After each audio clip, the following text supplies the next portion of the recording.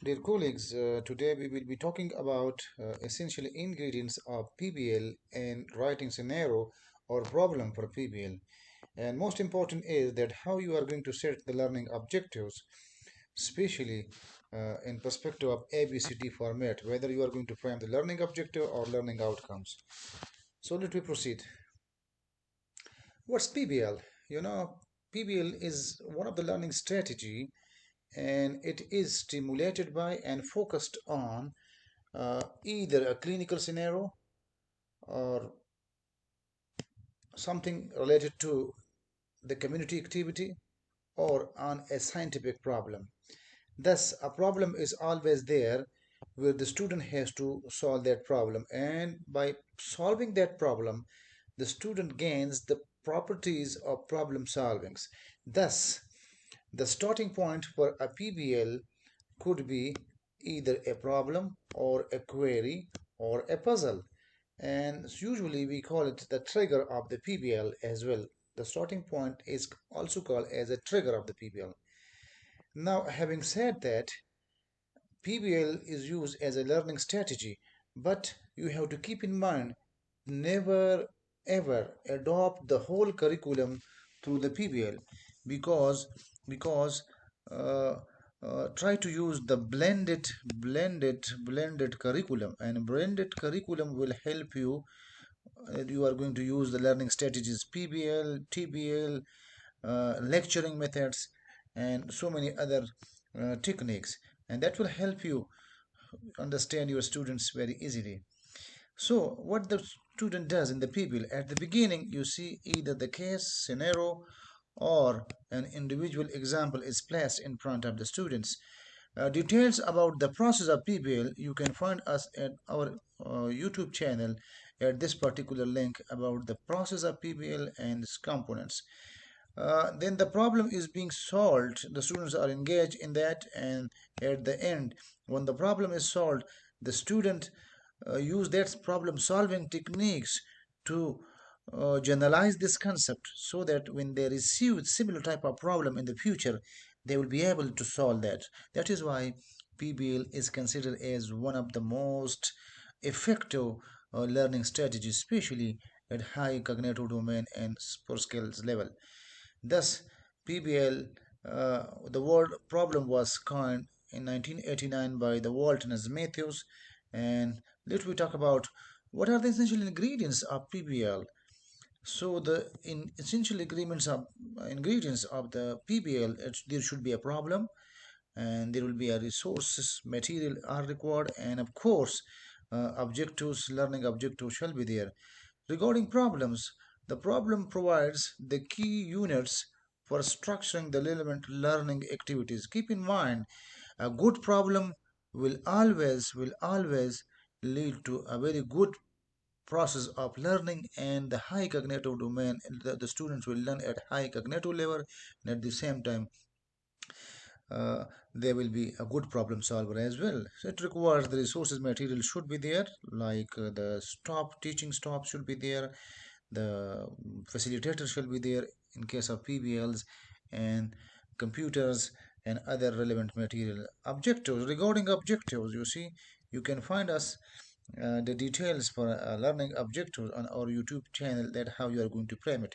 But keep in mind, the learning objective here in the PBLs are in fact framed by the students, but these are in fact the teacher's learning objective, because these are the teachers that they make these learning outcomes or learning objectives in the curriculum. They place it, and then they get these learning objective or learning outcome being done through their students so that they can learn it. So the tutor's learning objectives shall be aligned, which is the curriculum learning objective, shall be aligned with the student learning objective, and this thus the PBL will aids on on on on the learning process. So detail about learning objective can be can be found on our YouTube channel under this particular topic. Let me proceed. So regarding the essential ingredients of the PBL, which is continued, the behavior, the student behavior will progressively represents, it's a mirror image of the teacher or of the clinical doctors who work as a teacher in the clinical environment. So it shall have an explicit effect on the student's behavior as well. Regarding learning, of course, it is one of the learning strategy as the name represents. So it shall promote active learning, and once the student use these techniques, so it is a very dynamic process, because in the PBL in stage first, you see, in stage first in stage first, what the student does, the student usually uh, what can I tell you? The student usually solve the scenario, and how they solve the scenario, they frame their objectives. So therefore, and then they go for the self-directed learning or directed self-learning or tutor-monitored learning. So you see, PBL must facilitate the process of learning. How? That the students, what you can say, the student meets, and then they, uh, you can say, they pair and then they share. So pair and share phenomena is there. So in PBL, you see, team-based learning is inbuilt. At the same time, self-directed learning is there, and directed self-learning is there. And at the same time, you see, you see, so it uses a lot of blend of learning strategies. And then the examples, you see, once you solve the problem, you establish certain rules at the solution of the problem. This leads to a particular theory, and then you apply similar type of rules, and you make it generalized, so that once you come across with a similar type of problem, then you will solve the problem through this, using this PVL as a prototype. Thus you have to lead, with the examples, and this is how the tutor has to regulate as well. There should be a motivation factor as well, and the excitement shall be there, and more than self-directed learning, and self-assessment is one of the key factor as well. And we have discussed the self-directed learning, and the student makes their objective, and then they study at their own, whether they want to sit pair and share, or they want to sit in a team, they want to, uh, they are, what you can say, they're self-motivated learning. And all these factors, motivation, also promote the self-directed learning as well. So the message is that PBL is a very dynamic process. There are two processes usually adopted. One is the Harvard Medical School method, and the other is Maastricht method. And I will, just for comparison, which is out of the domain of this lecture, but usually people call it as 7 jumps, 7 steps, or 7 jumps. And these are the 7 jumps, and both are the same in case of Harvard and the Maastricht method, but only brainstorming session is more as compared to the Harvard method. Why this? And probably this method is, this Maastricht method, which is 7 step, which involve the brainstorming, is usually adopted in the medical schools or any type of schools in the first year, second year, and third year. You can adopt this also in the first year, second year, but it is prepared for those who have a very good prior knowledge. Those students who have a very good prior knowledge, you can adopt this model, this Harvard model. But for student of first year, second year, third year, you particularly for the first year, you have to go ahead for this Maastricht model. Why? Because a brainstorming step is very much important in this particular case, because their prior knowledge at the students of the first year is a bit weak. So we have to adopt this model. Now, the most important thing, other aspect of our presentation, is that what is the scenario, how should be the scenario, how it should be presented. Therefore, the scenario, which is usually represented as a problem, you see, we discussed that previously in the essential ingredient of the PBL. So the scenario shall have a learning outcome, and it should have an intended learning outcome. And I have talked to you in the beginning that the students learning objectives are in fact the faculty learning objective, and the faculty learning objective are in fact the curriculum learning objective that you are going to use to achieve those learning objective through the use of problem based learning as a learning strategy. Thus, Thus, the learning outcome should be aligned. The student's learning outcome shall be aligned with the faculty learning outcomes. And then phase of the curriculum is very important. You are going to prepare it for the which class, for the first year, second year, third year, or in the preclinical sciences, in the basic medical sciences phase, or in the clinical sciences phase. So it's up to you how you are going. Usually, it is adopted in the basic medical science. It's a very strong tool as a learning strategy, PBL, to promote deep learning. Then there is relevance and motivation. Remember, if there is no relevance, there will be no motivation. So relevance and motivation go side by side, and it shall motivate the self-study, and as well as it shall be related to the ongoing weekly theme. Remember, sometimes the PBL are not aligned with the weekly theme, and if it is not aligned with a weekly theme, then it is useless. It is the purpose then is dropped. It will not solve its problem. More important is integration. And remember, regarding integrations, Professor Harden has described many steps, 11 steps of integration. So the scenario should integrate basic sciences with the clinical sciences, or at least that you are going to teach something in the these are the steps of what you can say integration. And you can, while framing the timetable, you see, you can just contact with your other colleagues that what is being taught in physiology, what is being taught in biochemistry, and you are talking going to teach the relevant material in that similar week, which is the theme of the week is very prominent and evident. Thus, you are now at the stage of correlation. Once you plan all these things on the work paper of timetable or work plan for that particular week, thus integration could be at any step which Professor Harden has been described. The more the integration, the more it will make students deep learner. There should be some quiz in the scenario as well, uh, because this will guide the students and stimulate the group discussion in tutorial session 1, and of course in tutorial session 2 as well. In tutorial session 1, we talked about that the brainstorming session is a step session, or step is very important, and this is what it is present in the Musgrave uh, uh, model that we talked about. Then the openness of a scenario mean it shall not be so much close so that it could not sustain, and it shall not be too much broad so that the student cannot reach the objective, or they can sum up or wrap up the materials. Therefore, a moderate situation scenario shall be framed, and you shall focus on whether it is of which stage. It is first year, second year, or third year, and this depend that how you are going to frame. So the phase of the curriculum will determine the level of openness of the scenario as well. Then the student activity shall be promoted, and so that the student gains the problem solving phenomena. Thus, here is an example. For example, if I care for medical education block, so we replace the first PBL. You have to correlate it with the it was, since it was a medical education. We are going to talk about medical education.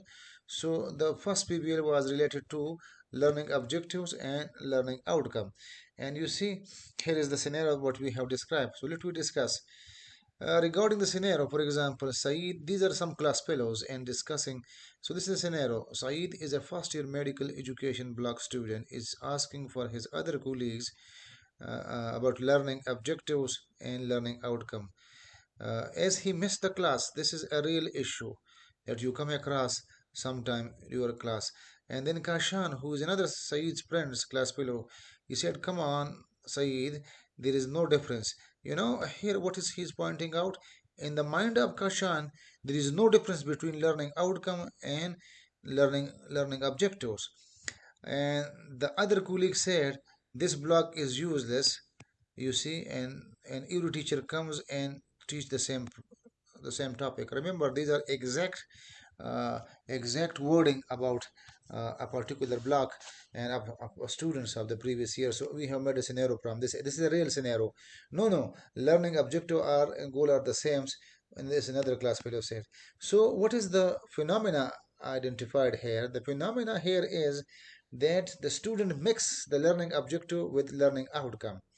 More, one of the students says the goals and objectives are the same. Remember, goals are broader than learning objectives and learning outcome. There is a small difference between learning outcome and learning objective. So, what we have planned for this, so one of the objective, by end of solving this problem, I mean the PBL, the learner of medical education blocks, you will then write the course code shall be able to mean that now you are going to frame the learning outcome, and the students cannot differentiate between. So that is why we determine the behavior of the student, that they shall differentiate between learning objectives and learning outcome, and by this way, solving this PBL, they will learn about the difference of between the learning objective and learning outcome. And more, once they document their learning outcomes or learning objective, so then they have to write it on ABCD format. And what is ABCD format? This is universally accepted. So that is why we are going to now teach our students the difference between learning objective and learning outcome through solving this scenario, remember, and using the concept of guidance, or using the concept of what you can say, the problem learning strategy. So now if I represent the components for a scenario which was a learning outcome, the first, then the phase of the curriculum, relevance and motivation, integration, course, all these seven points shall be there. So what is important for you, dear student, is here you can see the clues are there, that we have used the word, what you can say, we have used the word, that the one student say that there is no difference. This is one of the coup. And the other students say that goals are the same. And at the same time, as a medical education block student, it means this is another coup. And the other point is regarding learning outcomes and learning objectives. It's clear that they should differentiate. And phase of the curriculum is that in the in the in the in the in the in the in the blanket statement of learning outcome, here the students level is mentioned. So what you are going to, and then relevance is there. Relevance, where is the relevance? Relevance is that this is the medical education block students, so relevance is also there. And you have to integrate all these things. We have integrated this how, with the timetable. And in the timetable, our teachers all our teacher teach all the topics related to learning objective, learning issues, PBL, and the learning strategies. And that is why we have integrated at the level of correlation at our timetable or weekly plan for this medical education first week block. This is how we worked. And now an easy way to write now, just to refresh your knowledge regarding ABCD format, so A stands for audience. The B will determine the behavior. Behavior mean that will provide the action of verb with the that to which level they are. Then you determine the degree. So ABCD formation format mean this will you will make a, at the end you will make a smart objective. You will make a smart objective. And what is smart objective? Smart means specific, measurable, achievable, reliable, and timetable. Then you will finish your task within the specified period of time. This is how you are going to write the learning outcomes on ABCD format, and this is how you are going to frame learning objective at the ABCD format. So this is the task description. This is the component. Here is the component, and then the task description is there. Now, what we are going to, this slide I have very purposely placed it here. Why? Because the behavior of the student has to be determined. The behavior of the student has to be determined through which, using a suitable uh, selection of these suitable word. For example, if you are just, your student should know the definition. Then this is at the cognition level 1, which is related to knowledge or remembering. Then you will write that the student shall define the learning objective or learning outcome. But since in this scenario the students were not able to differentiate between the learning objective and learning outcome, so which while framing the objective, so you let to solve the problem, the best word selection will be to differentiate at high cognitive level, you see, to illustrate or differentiate or discuss. And discussion, if they are going to discuss the writing the objective at ABCD format, this is at the level of comprehension. So now your students came from this level to this level, and differentiating the between the learning objective and learning outcome. Now you brought your students here. This is the C4 cognition level 4 analysis, which states that the student understands both the content and structure of the material.